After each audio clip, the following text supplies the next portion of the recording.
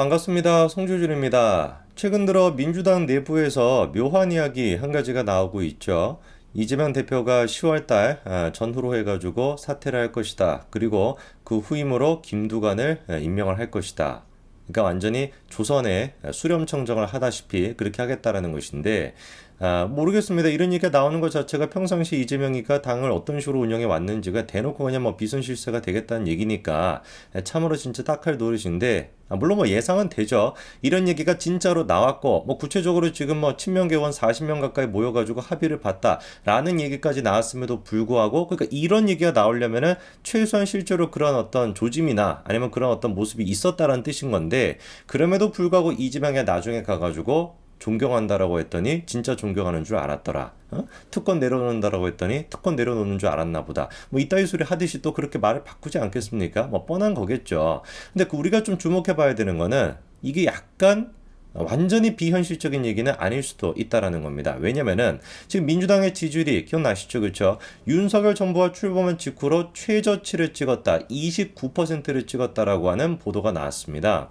29%라고 하는 거는 굉장히 중요한 의미죠. 지금까지 이재명이가 무슨 짓을 하든지 간에 뭐 진짜 뭐 예를 들어가지고 누군가를 뭐 드럼통에다 넣어가지고 바다에 던져버렸는데 그 바다에 그게 뭐 드럼통에 뭐 뛰어 올라가지고 열어보니까 사람이 있었더라. 이런 진짜 충격적인 얘기가 나오더라도 가정을 하는 거예요. 나오더라도 지지율이 30%가 유지가 될 거다라는 얘기가 나올 정도로 정말로 그 콘크리트층, 개딸이라고 하는 콘크리트층이 압도적으로 이재명을 지지하고 있었는데 그게 깨져버린 거예요. 지금까지는 35%가 항상 유지가 되지 않았습니까? 근데 개딸들조차도 한 5%에서 6% 정도가 야, 나 안 치워라. 나 도저히 이재명은 지지를 못하겠다. 이렇게 철회를 했다라는 뜻이 되는 거니까 당연히 이재명에도 흔들릴 수밖에 없겠죠. 당의 지지율이 20%대인데 총선을 치른다. 이거 어떻게 되겠습니까? 망하겠다라는 거예요. 그리고 국회의원들 친명계라고 할지라도 제일 중요한 게 뭐겠습니까?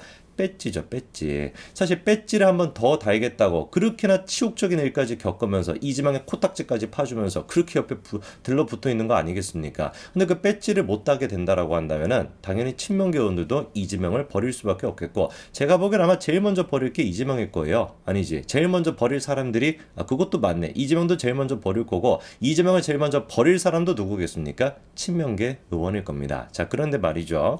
지난번에 나왔던 그 여론조사를 놓고서 민주당이 좀 충격이 컸나 봅니다.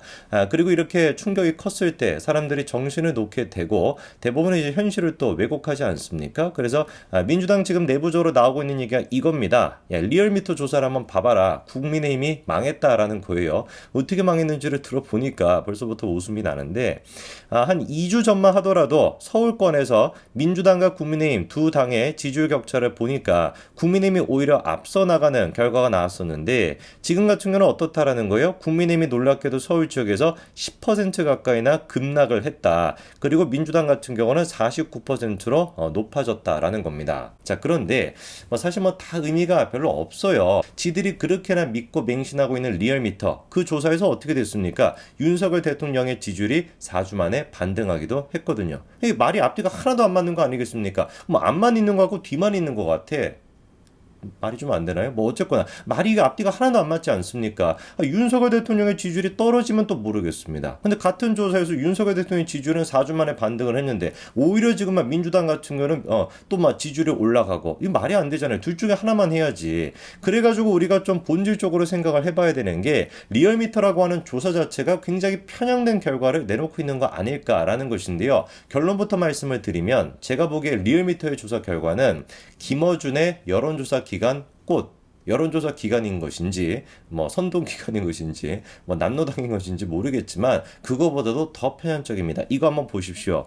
놀랍게도 4월 달부터 나와 있는 여론조사 결과를 보시면은 단 한 번도, 글자 그대로 단 한 번도 국민의힘이 리얼미터에서 민주당보다 좋은 결과가 나온 적이 없습니다.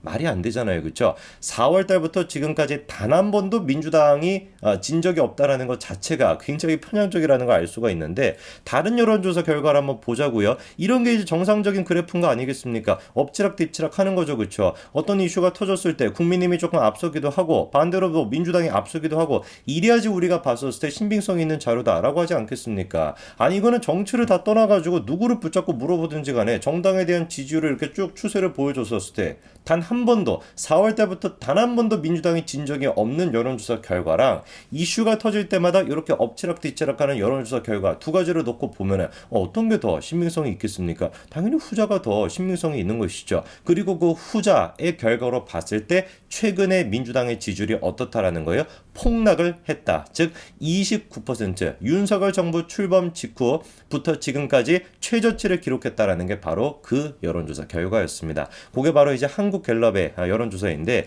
두 가지 놓고 보면 이건 뭐 할 말이 없습니다. 한국갤럽 같은 경우는 저렇게 이제 뭐 표시가 이제 좀 극명하게 나뉘고 있다는 걸 알 수가 있는데 리얼미터는 뭐 전혀 변동이 없어. 맨날 그냥 똑같은 거야. 그러니까 저거는 바꿔 얘기하면 뭐겠습니까? 찍는 인간들이 맥락 그냥 찍는다라는 것이죠. 발음이 조금 이상해. 찢는 인간들이 찢는 게 아니라 찍는 인간들이 찍는다. 희한하게 요즘은 제가 찢과 찍 이 발음이 잘 안 됩니다. 누구 때문인지 모르겠는데. 자, 그러면 제가 좀 그 이유를 설명해 드릴게요. 그냥 우리가 무작정 야, 한국갤럽이 맞는 것이고 리얼미터는 무조건 틀린 거야 라고 얘기할 수는 없나? 예, 얘기할 수 있을 것 같은데 그 이유는 그래도 제가 좀 말씀을 드려야 되겠죠. 그렇죠? 일단 결정적인 차이가 있습니다. 한국갤럽 같은 경우는 100% 사람이 진행하는 전화 면접 방식이고요. 리얼미터 같은 경우는 사람이 질문하는 것이 아니라 기계 ARS가 질문하는 형식입니다. 한번 생각을 해보십시오. 사람이 뭐 전화가 와가지고 안녕하세요 스님 저는 성재준입니다. 하면 전화를 막 끊어버리겠죠. 어떤 인간은. 근데 원래 대부분 같은 경우는 사람이 전화가 왔을 때 어떻습니까? 전화 잘 못 끊잖아요. 일단 듣기는 듣지 않습니까 쭉. 근데 ARS 같은 경우는 어때요? 그런 식의 어떤 우리가 죄책감이 없지. 뭐야 이거 그 기계가 그냥 왜 전화하고 날려고 그냥 확 끊어버리지 않겠습니까? 그렇기 때문에 리얼미터랑 한국갤럽 두 가지의 응답률 차이가 어떻겠어요? 당연히 극명하게 차이가 날 수밖에 없고 실제로 7월 넷째 주 가장 최근에 그 여론조사 민주당이 최저치를 찍었고 그리고 뭐 민주당이 뭐 최고치를 찍었다라고 하는 두 가지 여론조사에서 한국갤럽 같은 경우는 응답률이 몇 %였다? 14%. 반대로 리얼미터는 몇 %였다? 몇 프로일 것 같으세요? 한국갤럽이 14%입니다. 민주당이 최저치를 찍었다라고 하는 그 조사가 민주당이 최고치를 찍었다라고 하는 그 리얼미터의 조사는 응답률이 몇 %였냐? 2.7%였습니다. 이거는 비교하는 것 자체가 이건 뭐 죄송스러운 거 아니겠습니까? 한국갤럽한테. 자, 그러다 보니까 ARS에 비해 가지고 사람이 전화를 받는 이 한국갤럽 같은 경우는 전문가들이 평가하기로 대부분 무당층 정시에 이제 조금 중립적이다라고 평가하는 사람들이 많이 응답을 하고 ARS 응답 같은 경우는 누가 그걸 응답하고 앉아 있겠습니까? 저도 ARS 전화 그냥 끊어버려요. 영상 보시는 대부분의 분들도 그렇지 않습니까? 완벽하게 그러니까 정치에 매몰돼 있는 사람들 이 한 몸 모든 거를 내가 바쳐가지고 이재명을 위해서 살겠다라는 식의 강력한 의지가 있는 사람이 돼야 뭘 할 수 있는 거예요. ARS 그거를 끝까지 듣고 1번, 2번 윤석열 뭐 어쩌고 저쩌고 이렇게 이제 답변을 하고 있는 거겠죠. 그래서 ARS 방식인 리얼미터 같은 경우는 극성 지지층이 많이 답변을 한다라는 게 바로 뭡니까? 전문가들의 일반적인 평가입니다. 그리고 갤럽 같은 경우는 통신 3사가 가입자의 연령, 지역, 성병들 특성을 바탕으로 해가지고 제공한 가상번호로 전화를 돌립니다. 가상번호라고 하는 거는 이제 우리가 이제 딱 봤을 때 이거 스팸이네라고 생각이 안 들 법한 그런 식의 가상번호로 전화를 돌리고 심지어 이제 표본 같은 경우도 연령과 지역과 성별까지도 고려를 한다라는 것이죠. 반대로 이제 리얼미터는 뭐 그딴 거 없습니다. 그냥 무작위로 그냥 산출해가지고 휴대폰 번호로 무작위로 산출이 된 휴대폰 번호로 ARS가 전화를 걸어서 응답을 한다라는 것이죠. 그러니까 리얼미터는 아까 말씀을 드린 것처럼 뭐만 그냥 우리가 파악하면 되는 거예요. 개딸들이 지금 무슨 생각을 하는지, 개딸들이 얼마나 응집이 돼 있는지 그것만 판단하면 되는 겁니다.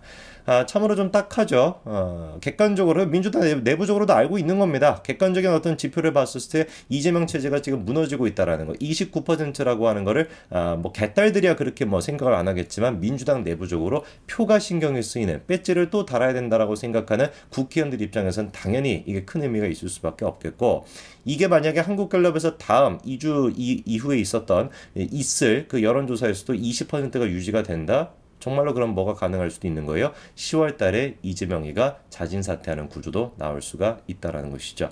2주 뒤에 그리고 2주 사이에 어떤 또 재미난 일이 있을지 지금 뭐 추미애하는 꼬라지 보고 있으면 굉장히 재미난 일이 또 벌어질 것 같은데 어떤 일이 있을지 우리는 그저 팝콘 먹으면서 구경하고 있으면 될 것 같습니다. 여기까지 말씀드리겠습니다. 감사합니다.